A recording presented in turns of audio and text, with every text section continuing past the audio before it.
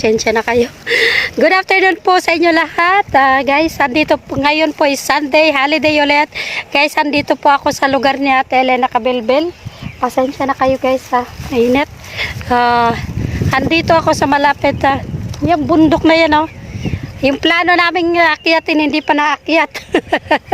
So guys, thank you so much sa inyong suporta sa akin. Maraming pong salamat. Shoutout po sa inyo lahat. Shoutout po sa ating mga viewers, sa ating mga minamahal na mga viewers. Maraming pong salamat. Salamat po sa inyong lahat sa full support sa ating vlog.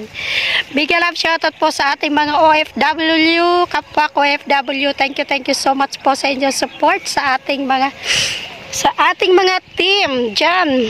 Mega love shoutout po sa inyong lahat. Maraming pong salamat sa inyong lahat. Thank you so much. Sana po mag-iingat po tayo lagi sa masulok tayo ng mundo guys. So guys, update ko na lang po kayo mamaya ulit. Nandito pa rin po ako sa lugar ni Ate Elena Cabelbel. Dito ako nagtambay ngayon. At